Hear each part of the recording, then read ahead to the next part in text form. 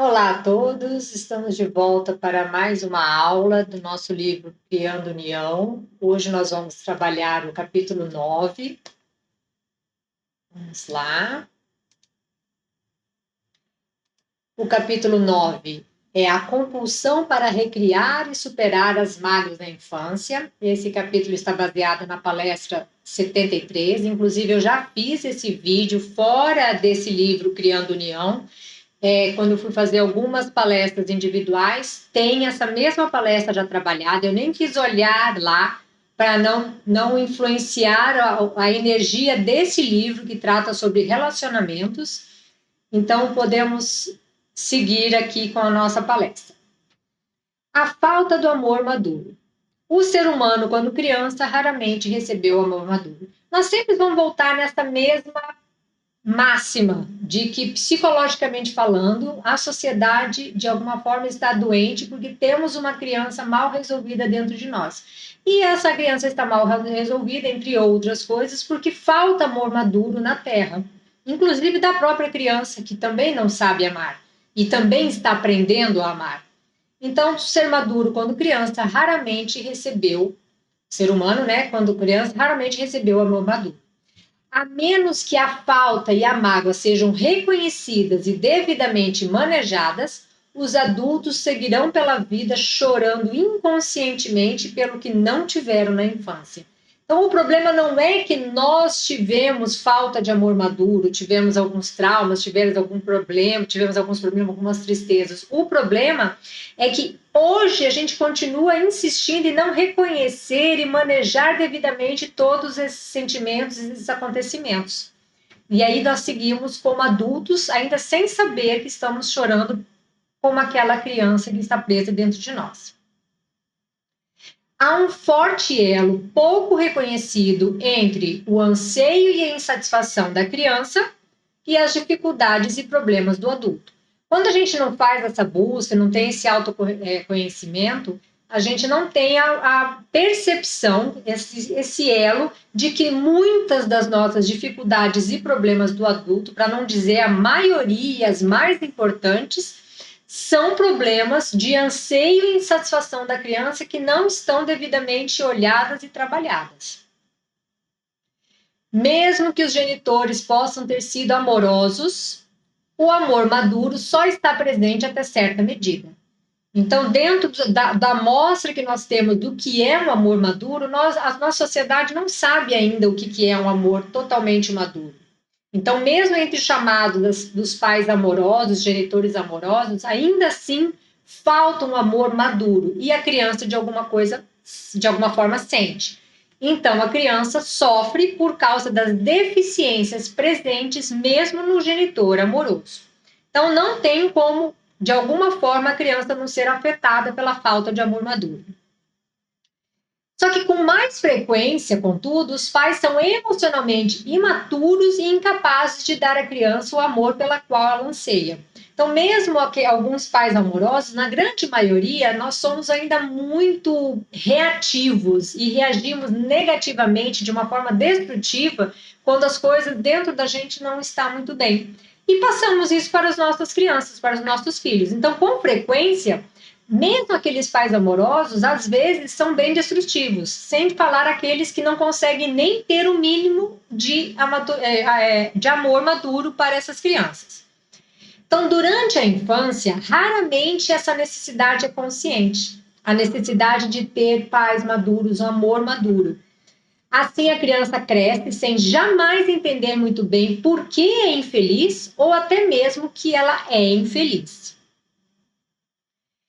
Existem pais que jamais ousam punir ou exercer uma autoridade saudável. Então, aqui a gente pode estar pensando assim: as crianças que tiveram pais muito severos sofreram, porque tem alguns pais que são muito queridos, amorosos, e essas, entre aspas, não sofreram. Será que é isso mesmo? Vamos dar uma olhada. Então, existem pais que jamais ousam punir ou exercer uma autoridade saudável. Essa falha se deve à culpa, pois o amor verdadeiro está ausente em sua personalidade matura. O problema não é o amor estar ausente, o amor verdadeiro está ausente. O problema é os pais acharem que eles têm que ter esse amor verdadeiro e por conta disso eles escondem a sua falta de maturidade amorosa e por conta disso fica na culpa. E aí com a culpa eles não ousam punir ou exercer uma autoridade saudável.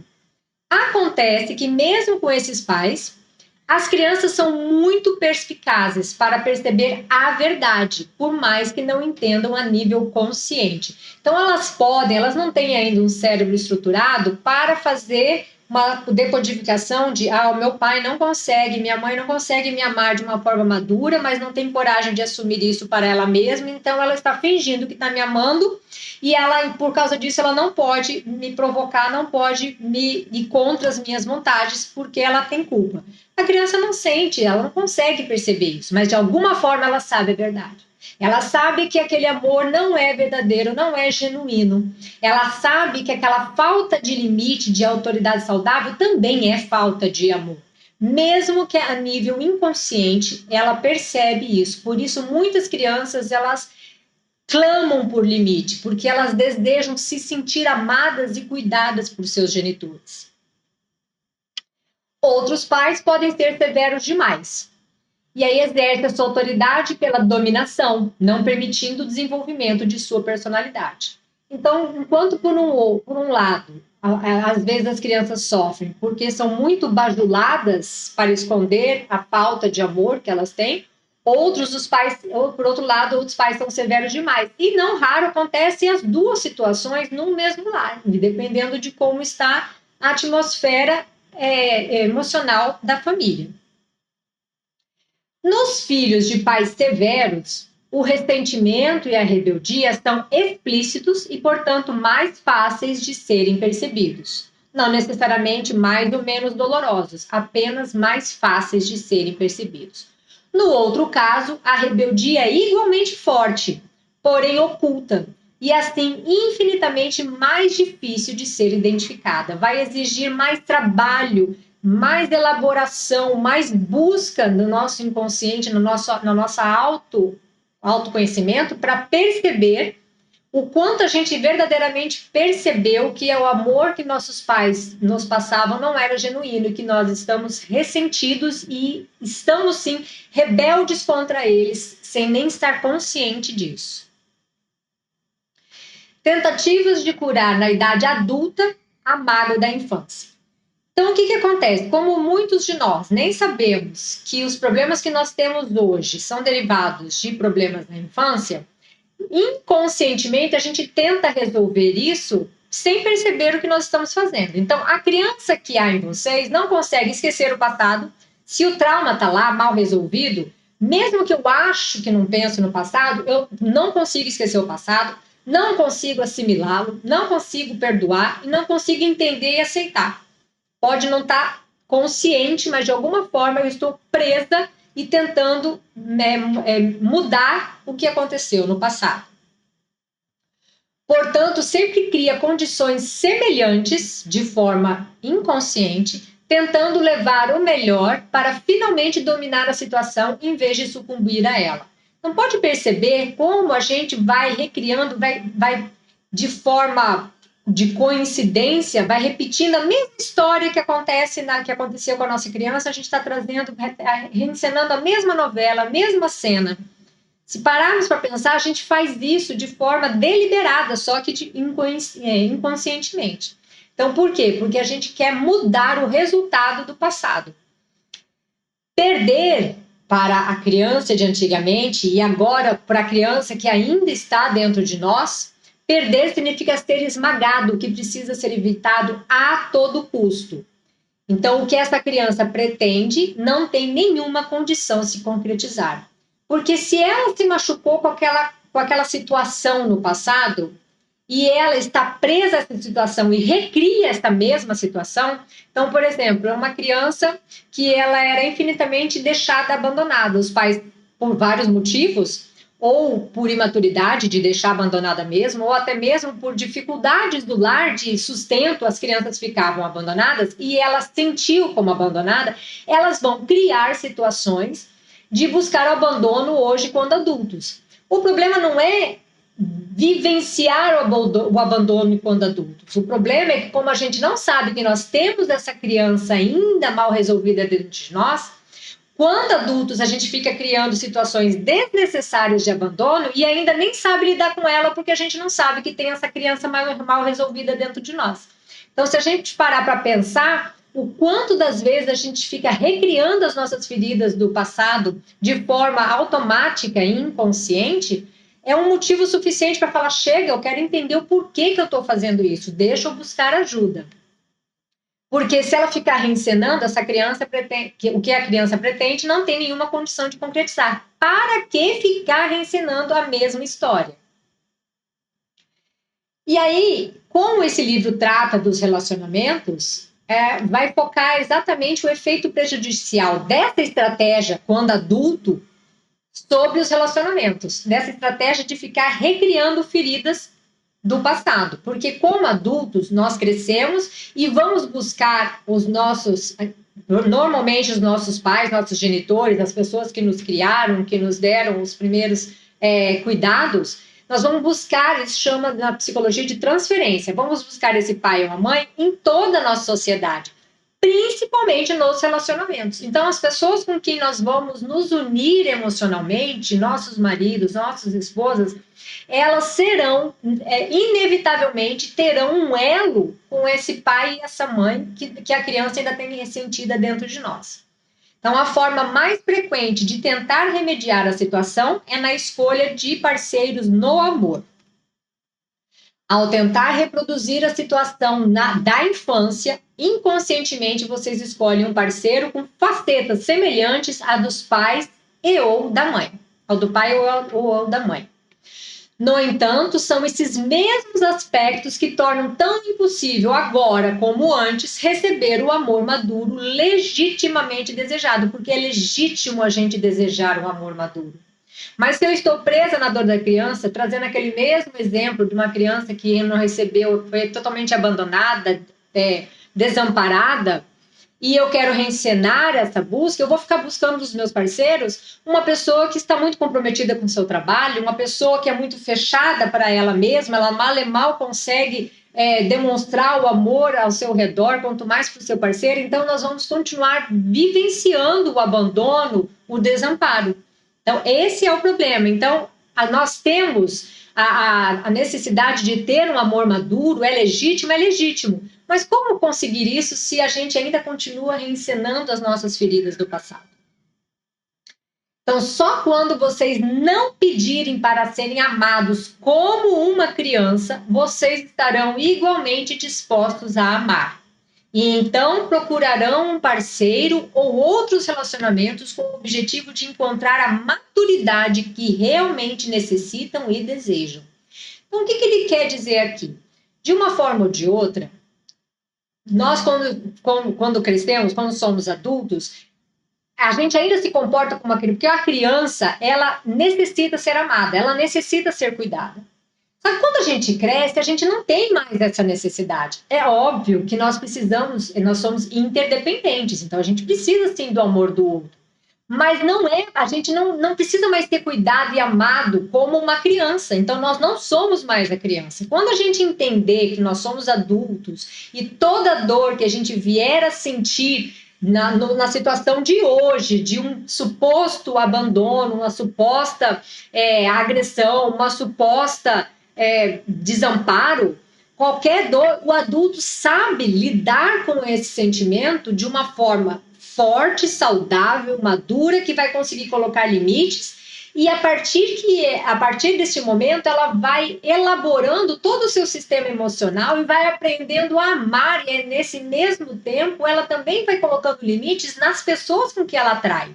Então elas vão começar a atrair pessoas que estão tão dispostas quanto ela de se responsabilizar pelas próprias dores e dar amor legítimo e genuíno dentro da condição evolutiva da nossa sociedade, né? Não temos todo esse amor puro, incondicional, mas nós temos sim, em grande medida, muito amor maduro para dar. À medida que eu vou me responsabilizando por essa forma de amar o outro, de me responsabilizar pela minha dor, não jogar nada nas costas dos outros, eu vou começar a atrair parceiros, sejam íntimos, como no caso nós estamos falando, amorosos, mas também todo e qualquer parceiro, né, de amigos, de trabalho, de sociedade, de vizinhança, de país, seja lá o que for, as pessoas que nós vamos atrair ao nosso redor são sempre, a frequência delas está equilibrada com a nossa forma de amar. Então nós vamos, cada vez mais que aprendemos a amar, vamos atrair parceiros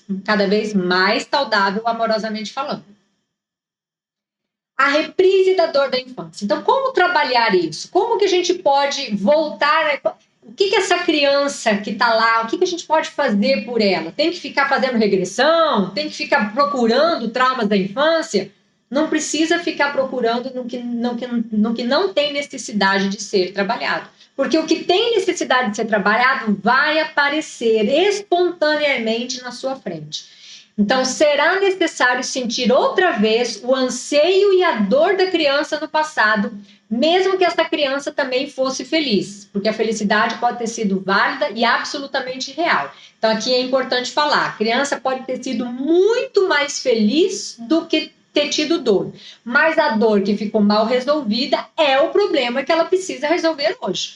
Então, ela precisa sentir outra vez essa dor, procurando aonde não existe? Não, ela vai aparecer.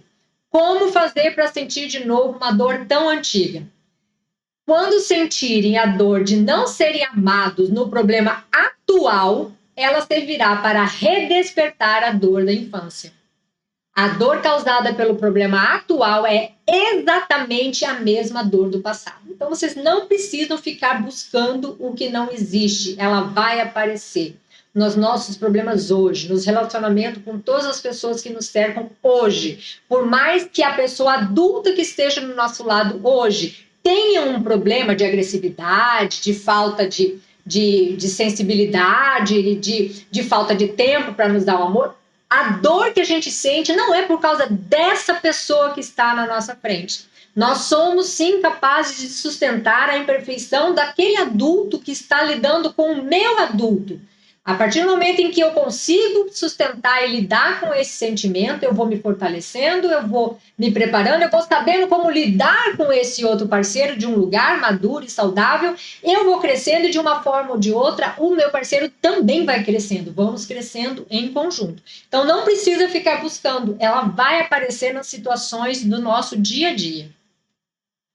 Depois de sincronizar as duas dores e perceber que elas são uma só, o passo seguinte é aprender a reconhecer as semelhanças entre os seus pais e as pessoas que provocaram ou provocam sofrimento a vocês, para ajudar no autoconhecimento. Quando eu perceber que aquela dor, daquele momento, aquela pessoa, meu marido, minha esposa que está lá, não para de trabalhar, dá mais atenção para os amigos, dá mais atenção para o futebol, dá mais atenção para os filhos, dá mais atenção para casa e não dá atenção para mim, quando eu conseguir perceber que essa dor não é do adulto e sim da criança, eu vou para ela e eu percebo que aquela dor que eu estou sentindo do abandono do meu marido, da minha esposa, era que a criança sentia do pai e da mãe.